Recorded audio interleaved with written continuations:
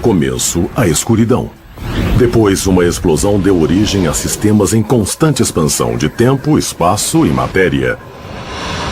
A cada dia, novas descobertas desvendam os enigmáticos e admiráveis segredos de um lugar que chamamos o Universo. Poderia o nosso Sol ter uma irmã malévola? Uma estrela da morte girando nos confins do Sistema Solar?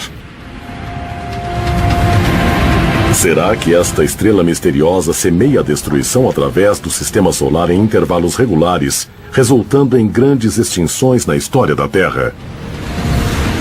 Investigando o reino povoado por mundos gigantes e misteriosos planetoides, os cientistas procuram Nêmesis, a gêmea maligna do Sol.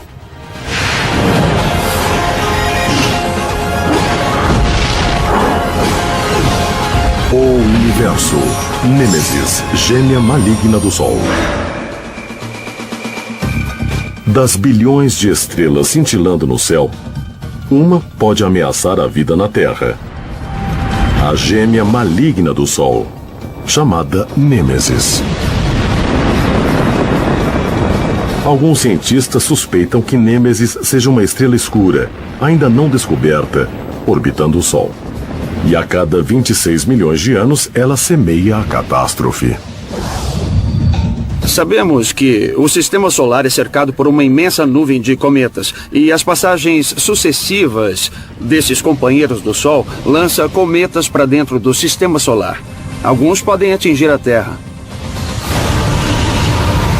A consequência é a morte em escala colossal.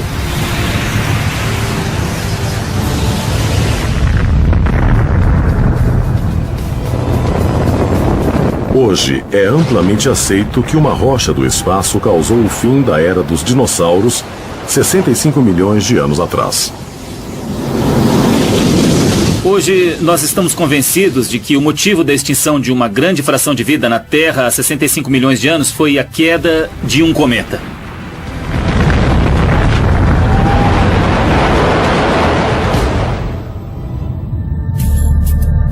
Mas o astrônomo Richard Miller propôs uma teoria revolucionária para explicar por que aquela rocha espacial atingiu a Terra naquele momento em particular.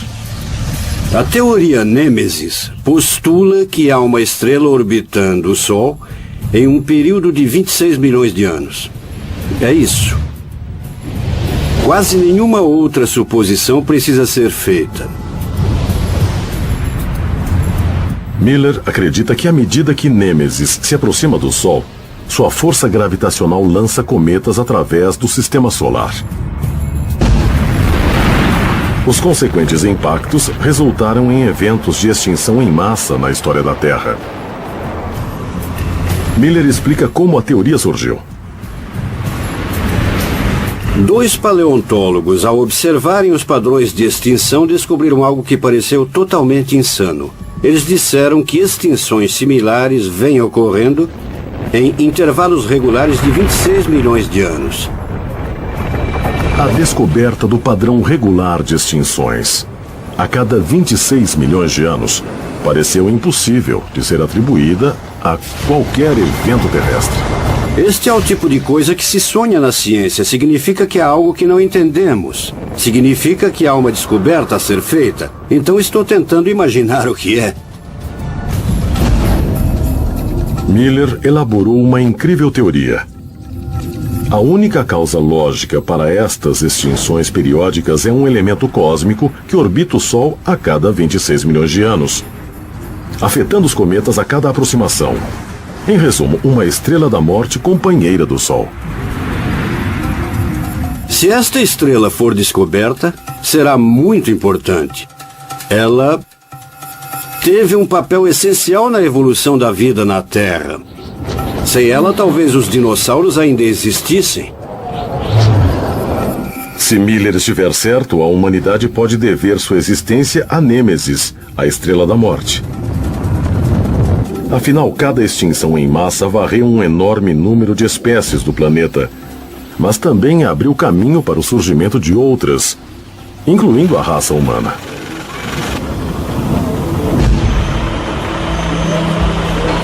Nós podemos testemunhar a maneira como Nêmesis supostamente alterou a vida na Terra, observando um incêndio controlado em Santa Rosa Plateau, Califórnia. Ocasionalmente, eventos cataclísmicos que exterminam um vasto número de espécies ocorrem aqui na Terra. E é exatamente isso que acontece nesses incêndios controlados, em que o fogo elimina várias espécies, mas abre caminho para outras surgirem.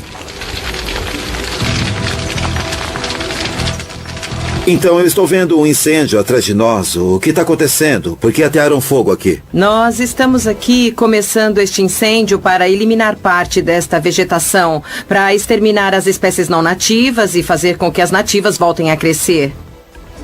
Retornamos aqui anualmente para queimar os pedaços diferentes de terra. Assim, um estudo pode ser feito e também podemos observar o impacto que esta prática está tendo no meio ambiente. O incêndio controlado simula o tipo de extinção em massa que a estrela Nêmesis pode ter causado. Muitas espécies são exterminadas, mas a destruição abre espaço para que os sobreviventes prosperem e evoluam.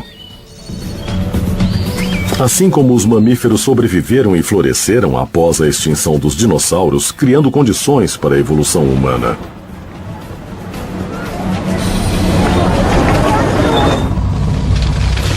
Estes incêndios controlados são realizados anualmente em Santa Rosa e simulam a base da criação da teoria Nêmesis.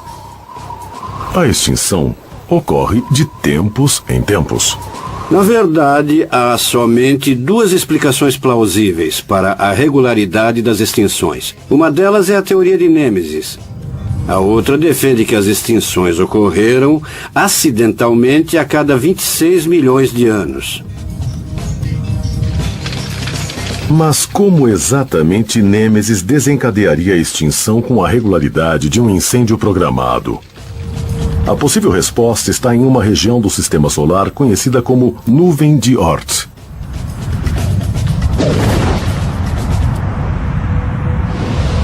A Nuvem de Oort é o local onde os cometas ficam até serem lançados em direção ao Sol. Estas coisas ficam congeladas no espaço, mais ou menos no meio do caminho entre nós e as estrelas mais próximas. A grande maioria dos cometas da Nuvem de Oort orbita a uma distância segura de até 1 ano-luz do Sol. Isto é, até algo perturbar suas órbitas.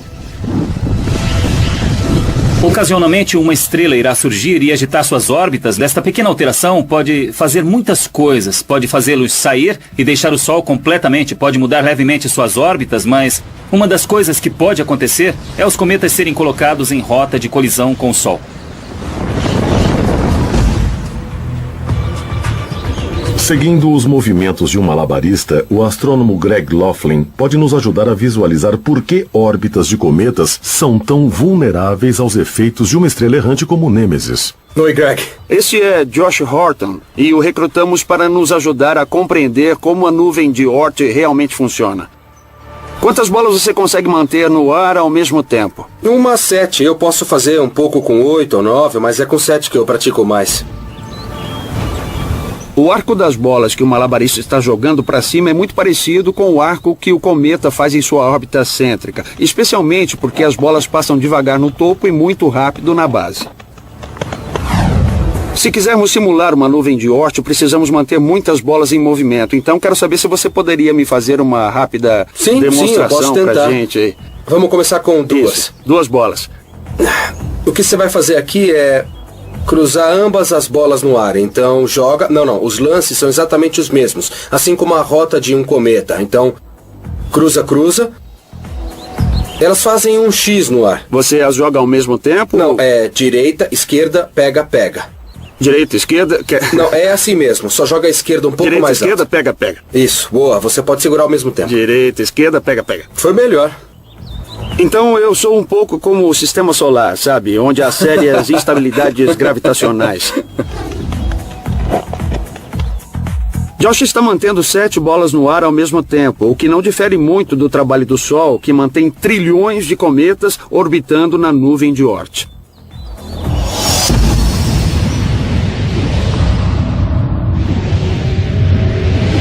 Mas, segundo a teoria Nêmesis, o delicado malabarismo do Sol é perturbado por sua irmã gêmea estelar a cada 26 milhões de anos. E como em um filme de terror, esta irmã gêmea pode ser quase invisível.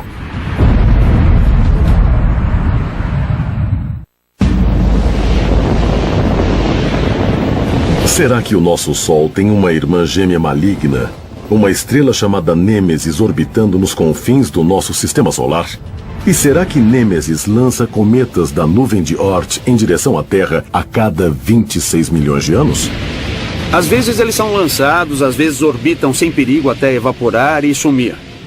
Se houver cometas vagando dentro do sistema solar, então, de certo modo, tudo pode acontecer. O cientista Richard Miller não só teoriza que estes desastres periódicos são causados por uma estrela mortal companheira do Sol, como também acredita que sabe precisamente que tipo de estrela ela é, uma anã vermelha. Uma estrela orbitando o Sol em um período de 26 milhões de anos. Esta é a minha ideia. Vamos supor que esta estrela seja uma anã vermelha. Por que uma anã vermelha? Porque é a estrela que mais existe na galáxia. Uma anã vermelha é uma estrela minúscula, cuja massa é inferior a 1/10 da do nosso Sol. Mas como o astrônomo Greg Laughlin demonstrou, pode ter o efeito de uma bola de boliche de 4 quilos lançada nos braços de um malabarista brincando com fogo. Por si só, a nuvem de Oort é um lugar bem chato, então vamos precisar de um pouco de ação. Esses bastões representarão os cometas na nuvem de Oort. E aí, bom, tá pronto? acho que vou me afastar um pouco, né?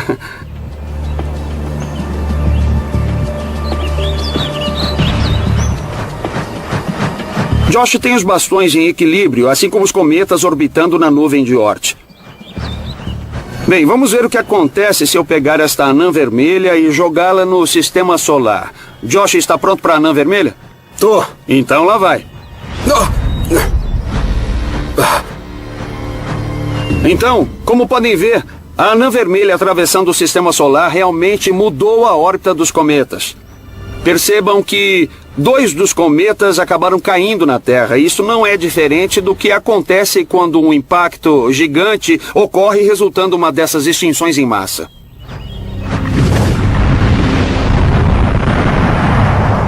Para muitas pessoas, a ideia de que a Terra tem sido vítima de uma série de impactos causados por uma estrela da morte parece improvável.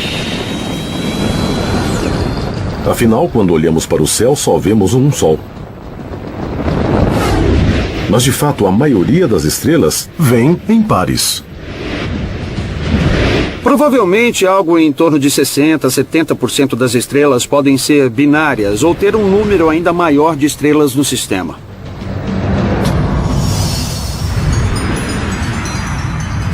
Segundo a teoria Nêmesis de Richard Miller, nosso Sol é parte de um sistema binário de estrelas. É plausível. Tudo o que temos a fazer é supor que o Sol, assim como 2/3 de todas as outras estrelas na galáxia, tem um par que gira ao seu redor em um período de 26 milhões de anos. Aí está. Mas se for verdade, por que não vemos a gêmea do Sol no céu? Segundo Miller, a razão é simples. Nêmesis é uma anã vermelha extremamente opaca. Quando criei a teoria Nêmesis, a questão era como ninguém a encontrou até hoje. Mas o motivo é óbvio. Ela deve ser difícil de ser achada. Por definição, uma anã vermelha quase não brilha. Ela pode ser a estrela mais próxima do nosso Sol e nós nem a conhecemos. Qual é a razão?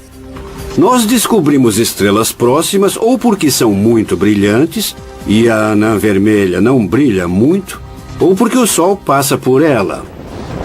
Esta estrela está orbitando conosco, mas sua órbita é lenta, dura 26 milhões de anos. Então, por estar se movendo conosco, ela estaria em uma posição fixa no céu, não se moveria. Em outras palavras, observados da Terra, a maioria dos objetos próximos muda com o tempo. Mas Nêmesis está fixa. Então, enquanto a busca por Nêmesis se intensifica, a questão principal é onde olhar. Por sorte, os cientistas sabem como estrelas binárias orbitam uma a outra e podem aplicar este conhecimento na busca por Nêmesis. Se Nêmesis e o Sol tivessem massas iguais, elas orbitariam uma a outra em um círculo vasto, mas análogo, e a busca por Nêmesis seria relativamente fácil. Mas estrelas binárias raramente têm o mesmo tamanho. 10 ou 20% das estrelas binárias têm uma composição em que as estrelas realmente são da mesma medida. E há também um grande número de casos em que uma estrela é consideravelmente maior do que a outra. Quando estrelas binárias possuem tamanhos diferentes, a estrela menor, neste caso Nêmesis, gira em uma grande órbita ao redor de sua companheira maior, neste caso, o Sol, que mal parece orbitar. Mas por que a estrela menor gira em um círculo muito maior? A resposta envolve um conceito chamado centro de massa. Um par de ginastas em uma gangorra pode nos ajudar a visualizar como isto funciona. Estrelas binárias orbitam ao redor do seu centro de massa comum. Se duas estrelas têm o mesmo tamanho, orbitam ao redor de um ponto invisível no meio, bem entre elas.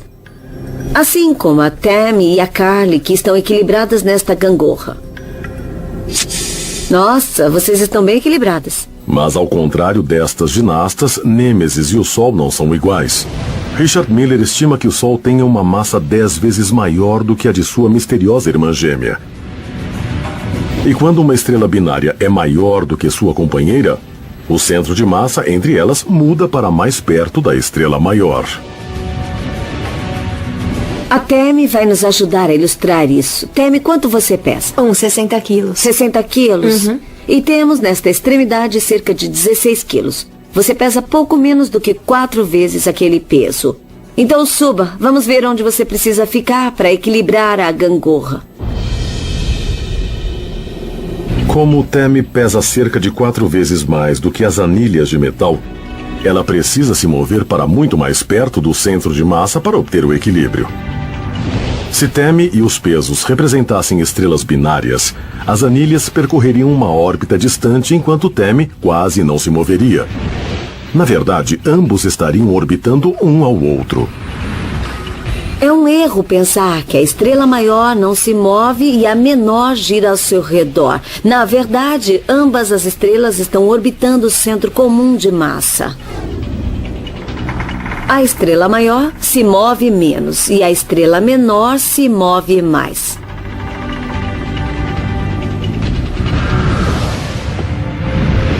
Este conceito é vital para calcular onde Nêmesis pode estar em relação ao Sol. Sabemos que a órbita dura 26 milhões de anos. Isso nos diz qual é a sua distância. Ela tem um raio pouco superior a 1 ano-luz. Então conhecemos o tamanho de sua órbita. Agora que os cientistas têm uma vaga ideia de onde olhar, a busca por Nêmesis está a pleno vapor. E até agora, esta procura levou a uma nova e incrível teoria. Não apenas o Sol tem uma irmã gêmea não descoberta, como o Sistema Solar pode estar abrigando um grande e desconhecido planeta.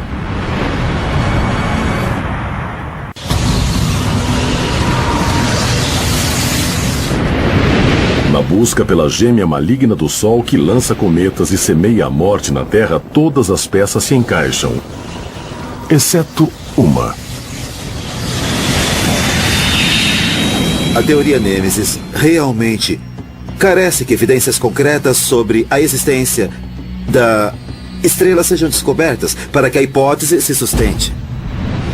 Por que ainda não a encontramos? Na verdade, há alguns astrônomos que não dão muita atenção a isto. Simplesmente presumem que se a estrela existisse, já teria sido descoberta. Nós acreditamos que ela pode ser encontrada nos próximos anos. Só precisamos procurar estrelas opacas.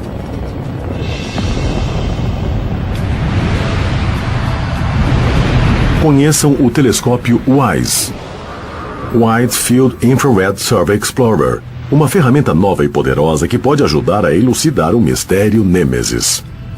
A razão deste telescópio ser tão bom é que ele opera em infravermelho. Ele vê o calor, basicamente. Ao medir o calor em vez da luz, scanners infravermelhos podem tornar objetos escuros, mais quentes, fáceis de serem localizados. A vantagem de se captar o calor através do infravermelho é que não importa a distância que o objeto esteja do Sol. Júpiter é um bom exemplo. A temperatura na superfície deste planeta é de menos 108 graus Celsius. Mas isto é muito quente comparado aos 270 graus negativos do espaço. Então, mesmo na ausência da luz do Sol, um planeta distante semelhante a Júpiter brilharia intensamente no infravermelho.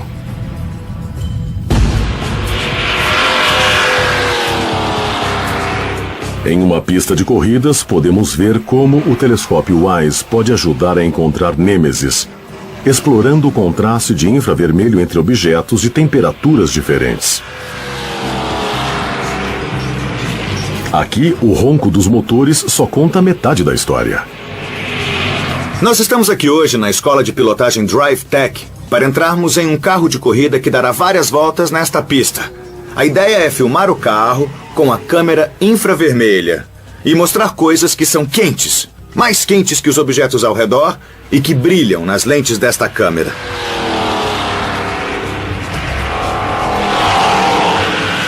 E aí, Ted? Como vai? Muito prazer. O prazer é meu. Então, será o piloto? Sim, senhor. E a que velocidade chegaremos? Aproximadamente 270 km. Nossa, isso é cerca de 3 vezes a velocidade permitida nas rodovias, Tá bom. então as coisas vão ficar quentes por aqui. Com certeza. Tá legal, então vamos lá. Blair Dupree, da Drive Tech, me ajudou a entrar no carro. Você tem que usar isso aqui para proteção. Que capacete legal, hein? Não Tá é bom muito aí? fácil, porque não tem portas. Você tem que subir e passar pela janela. Coloca o pé esquerdo aí dentro. Tá bom. Agora Parece que pode eu pôr sou um ladrão roubando um carro. Vai, desce até o seu lugar.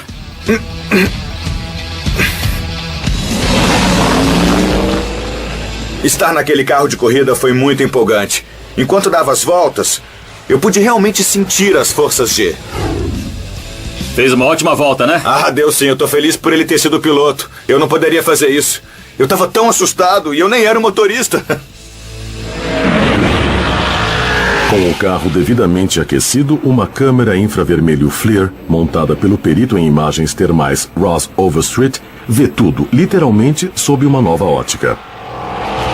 Oi, Alex. Oi, Ross, como é que vai? Bem, e você? Bem, bem. Vamos olhar as imagens em infravermelho? A gente tá vendo a traseira do carro. A melhor maneira de entender o princípio é pensando que isso é mais um dispositivo de medição do que uma câmera. É como ter 1 milhão de termômetros espalhados pela imagem. Estamos tendo a leitura da temperatura de cada um destes pixels. O que devem ser quentes estão brilhando em vermelho, laranja e branco. As coisas frias estão em azul e preto, cores que são associadas a objetos frios. Sei. E podemos notar que há diferentes áreas quentes no veículo.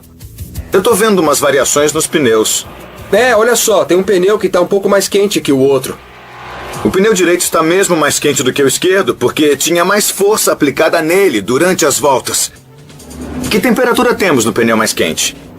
Nós aqui fizemos uma leitura mais cedo, de 90 graus Celsius. Tá. É quase a temperatura de ebulição da água nos pneus. A olho nu não dá pra ver que um tá mais quente do que o outro, mas aqui é bem perceptível e é muito legal. Certo, e esta câmera funciona da mesma forma, no meio da noite ou no meio do dia. Não importa se é a luz do sol ou não. A câmera de infravermelho vê a pista de corridas da mesma forma que o telescópio WISE verá os reinos escuros e distantes do nosso sistema solar. Se Nêmesis estiver lá, o infravermelho deverá revelá-la. Os pontos quentes no carro de corrida são como os objetos tépidos e brilhantes nos gélidos confins do espaço, longe do Sol.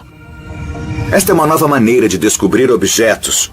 Corpos muito opacos para serem vistos através de um telescópio normal, mas brilhantes o suficiente para serem detectados pelo infravermelho. O telescópio WISE completou sua pesquisa no espaço em 2011, mas na busca por Nêmesis, os resultados ainda são inconclusivos. A missão WISE vai levar muito tempo para ser analisada, pois uma quantidade imensa de dados foi coletada pelo telescópio. Cerca de metade das candidatas a Nêmesis ainda não foi estudada, mas nos próximos anos esperamos que a teoria seja comprovada ou derrubada. Até lá o tema é e será polêmico. Algo tão relativamente perto da Terra pode ser tão obscuro? Esta é a pergunta que Frank Jankowski, de Mobile, Alabama, quer fazer ao Pergunte ao Universo. Como podem cientistas que observam objetos no espaço a milhares de anos-luz da Terra ainda ter dificuldade para localizar objetos nos limiares do nosso próprio sistema solar? Essa é uma pergunta interessante, Frank. Os objetos a milhões de anos-luz que os cientistas podem ver são poderosos e brilhantes. Eles produzem muita energia por conta própria, como uma estrela explodindo. Mas um objeto próximo aos limites do nosso sistema solar deve ser pequeno e, assim, refletir pouco a luz do Sol. Por isso, não pode ser visto com um telescópio comum. Pergunte ao Universo. Mas enquanto cientistas analisavam dados em busca de sinais de Nêmesis, fizeram uma descoberta inquietante. Embora os cálculos indiquem que Nêmesis não deva se aproximar em alguns milhões de anos, algo parece estar perturbando a órbita dos cometas na nuvem de Oort neste momento. Será que Nêmesis já está sobre nós?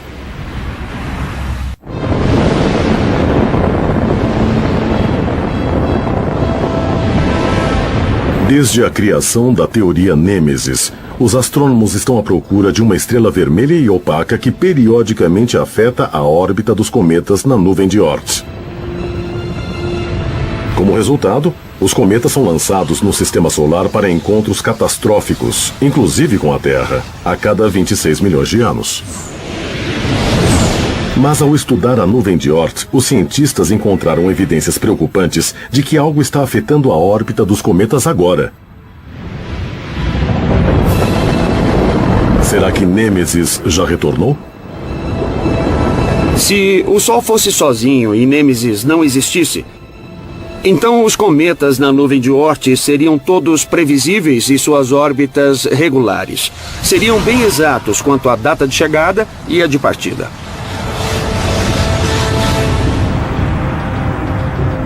Sem a interferência gravitacional de qualquer outro corpo além do Sol, os cometas da nuvem de Oort, como os objetos do malabarista, podem ter órbitas iguais no espaço. Entretanto, isto não é o que alguns cientistas relatam. Quando olhamos para o céu e vemos de onde os cometas estão vindo, a rota deles tende a se concentrar em uma certa região do espaço. Uma explicação possível para isso é que esta inclinação está sendo provocada por perturbações gravitacionais de um objeto que está lá, oculto. Com base nestas observações, os cientistas supõem que um grande objeto está perturbando a nuvem de Oort. Eles fazem isto da mesma forma que os agentes de trânsito deduzem que um acidente está atrapalhando o tráfego de Los Angeles.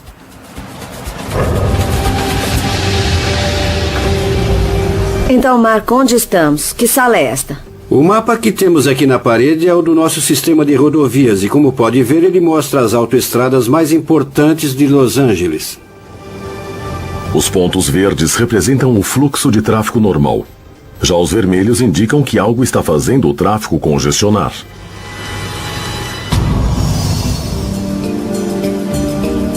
Então, a velocidade é apenas um indicador de que algo está acontecendo, mas para realmente saber o que é, você precisa ter uma câmera lá ou o relato de alguém que está no local colhendo informações. Correto. Os astrônomos têm este problema todo o tempo. Eles tentam entender o que não podem ver.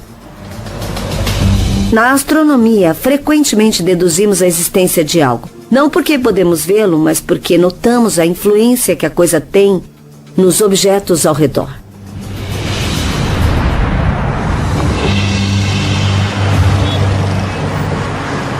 Seja o excesso de carros na hora do rush ou um acidente que deixa o tráfego lento nas vias, algo causa o congestionamento. E como os cientistas veem um congestionamento similar na nuvem de Oort, seria Nêmesis a causadora? Este lugar é impressionante. Você tem várias câmeras, sensores de dados, relatórios da Patrulha Rodoviária da Califórnia. É muito mais informação do que os astrônomos têm para trabalhar. Se tivéssemos câmeras remotas nos limiares do nosso sistema solar, saberíamos muito mais sobre ele.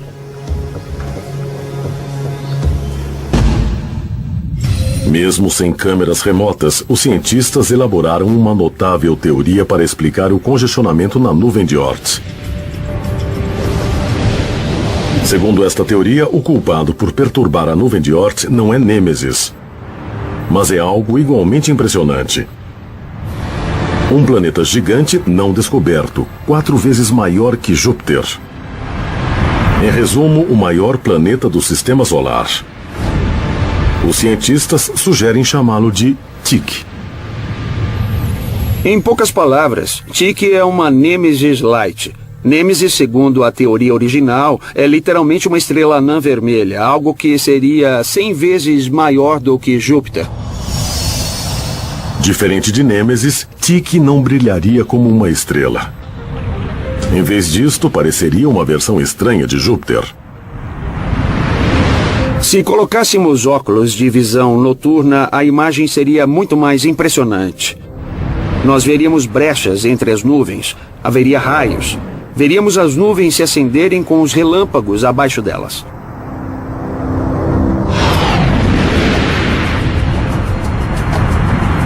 Tyche pode perturbar a órbita de cometas na nuvem de Oort, mas não pode ser a fonte das periódicas extinções na Terra. Primeiro, sua suposta posição o coloca em uma órbita de 1 milhão de anos, não de 26 milhões como Nêmesis. Segundo, Tyche é muito pequeno. Tyche realmente não tem força gravitacional para deslocar cometas e lançá-los na Terra, causando extinções periódicas, realmente reorganizando a nuvem de Oort. Os únicos efeitos que ele causaria seriam pequenas inclinações, mas não teria força para lançar cometas aparentemente vindos de lugar nenhum.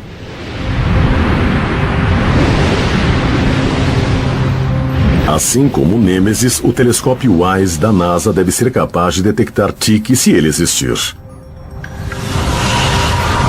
Embora seja surpreendente que nosso sistema solar possa abrigar um planeta gigante desconhecido, isto não apoia nem refuta a ideia de que também possa abrigar a estrela Nêmesis. Mas recentes descobertas nos confins do sistema solar podem esclarecer um pouco mais a questão da existência ou não de Nêmesis e que tipo de ameaças ela pode significar para a vida na Terra. Em 2003, o astrônomo Mike Brown fez uma descoberta histórica quando encontrou algo que não pôde explicar flutuando no céu noturno. Eu me lembro do dia em que descobri Sedna. Olhando para ele na tela do meu computador, olhando aquelas imagens, minha primeira reação foi: isto não pode ser real, está tão distante, não existe nada assim no sistema solar. O que ele encontrou vem a ser um planetóide menor que a nossa Lua, agora chamado de Sedna. Mas Sedna apresenta um dilema científico. Em seu ponto mais próximo, Sedna fica cerca de 3 vezes mais longe do Sol que Plutão, em uma região onde astrônomos nunca esperariam encontrar corpos planetários. É o lugar mais frio e distante que conhecemos em todo o sistema solar. Se você estivesse na superfície de Sedna e segurasse um alfinete com os braços esticados, com a cabeça deste alfinete você poderia cobrir o Sol. Além de habitar uma região distante e inesperada, Sedna também realiza uma órbita elíptica radical através do sistema solar.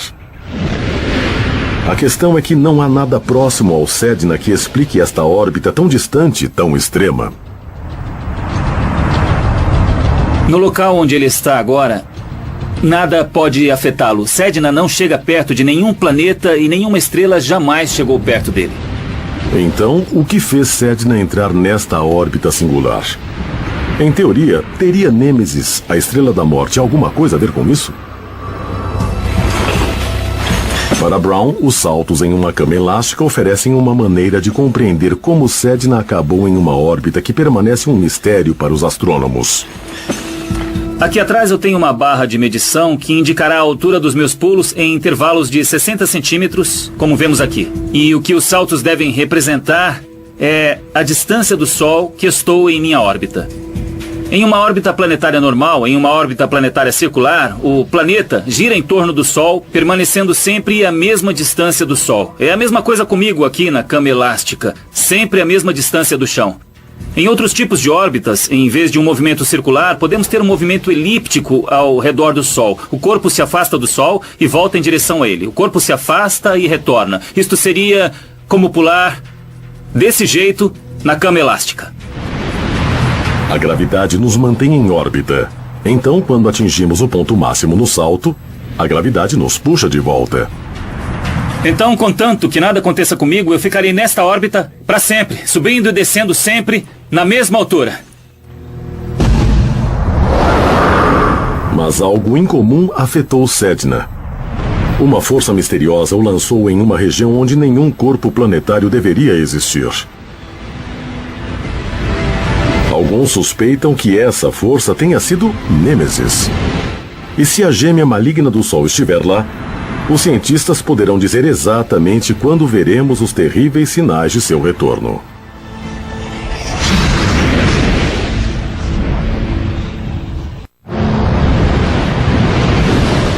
Na busca dos astrônomos por uma estrela da morte chamada Nêmesis, que periodicamente pode causar a extinção em massa na Terra, a recente descoberta de um pequeno mundo chamado Sedna pode ser essencial. Bilhões de anos atrás, Sedna girava ao redor do Sol como outros planetas em uma órbita quase circular. Mas então, dois eventos estranhos ocorreram. Primeiro, algo lançou Sedna em uma órbita extremamente elíptica. Então, algo empurrou essa órbita para tão longe que parece desafiar qualquer explicação lógica. A primeira questão, o que causou esta órbita elíptica, é facilmente explicada. Sedna pode simplesmente ter sofrido a força gravitacional de gigantes gasosos como Júpiter e Saturno. Uma cama elástica pode ajudar a ilustrar. Para entender como as órbitas no sistema solar funcionam, como órbitas elípticas se formam, precisamos saltar mais alto na cama elástica. Eu não consigo fazer isso, então, Ken, eu vou precisar de você. Ah, maravilha, já estou pronto. Deixa eu sair do caminho. Assim como mais pessoas na cama elástica criam mais impulso, os gigantes de gás no sistema solar podem criar força gravitacional suficiente para lançar um corpo menor em uma grande órbita elíptica. Bem, aqui está Sedna em uma bela órbita elíptica. Mas então Sedna se aproxima um pouco de um dos planetas. Logo que isto acontece, a gravidade extra do planeta dá ao Sedna um pequeno empurrão, aumentando ainda mais sua órbita elíptica. Então, chega perto de outro planeta, Júpiter. Aqui vem Júpiter. Ele salta ainda mais alto. Com a força de Júpiter, podemos lançar Sedna para fora do sistema solar.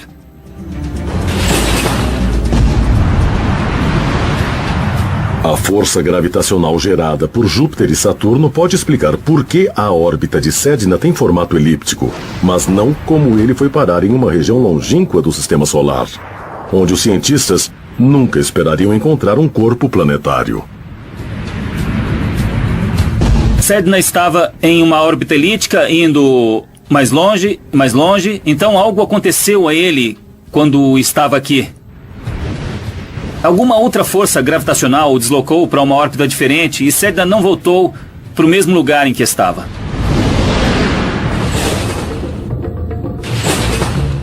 É como se uma segunda força gravitacional estivesse passando por lá e arrastasse Sedna para outra cama elástica. Então ele orbitaria uma região inesperada.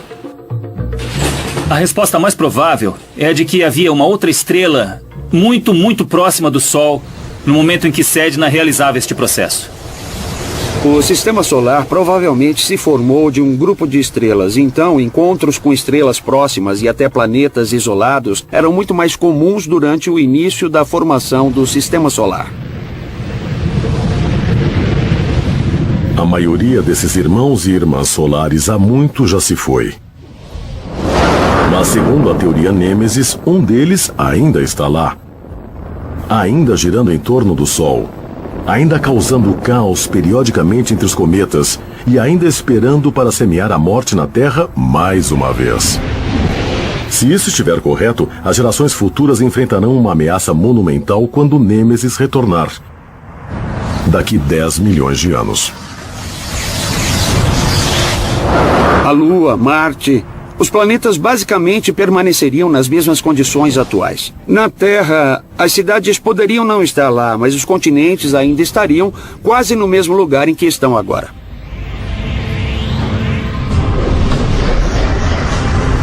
Mas, segundo a teoria Nêmesis, uma grande mudança está ocorrendo a 1 ano-luz do Sol.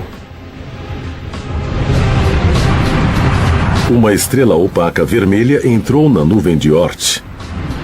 Nêmesis retornou. Se ainda houver humanos na Terra, eles enfrentarão uma lenta, mas iminente ameaça cósmica. A nuvem de Oort contém cerca de 10 trilhões de cometas, talvez mais. Mas lembrem-se, ela é bem grande. Se estivéssemos na nuvem de Oort, não seríamos atingidos por cometas o tempo todo. O espaço entre eles é bem grande.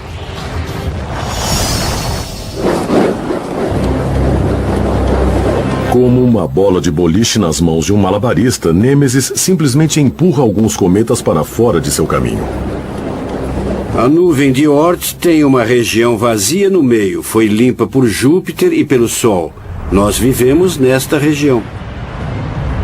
Mas com a aproximação de Nêmesis, o interior do sistema solar se tornará um estande de tiro. No começo haverá um pouco mais de cometas que o normal e de repente serão só cometas passando a toda hora. E no auge, poderá haver de 1.000 a 10.000 cometas por ano no céu.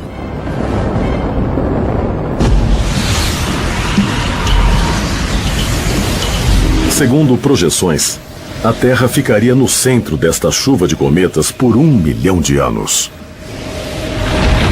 Em um período de 1 milhão de anos, seríamos visitados por cerca de 1 bilhão de cometas. Se fizer os cálculos, verá que um deles atingirá a Terra, 1 ou 2. Será difícil prever com exatidão quando o impacto ocorrerá. Mas haverá esta fase, esta zona de perigo em que as chances de um impacto catastrófico com algo do tamanho de um cometa serão muito, muito maiores do que são agora.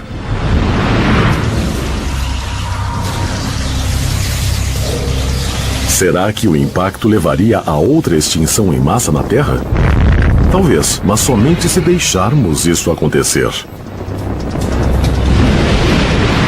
Gosto de brincar dizendo que Nêmesis planejou mal desta vez.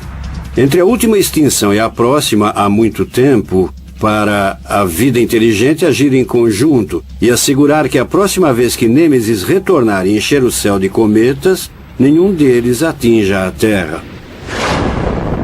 Este futuro é inevitável? Até os cientistas descobrirem Nêmesis ou confirmarem definitivamente sua inexistência, ninguém saberá ao certo.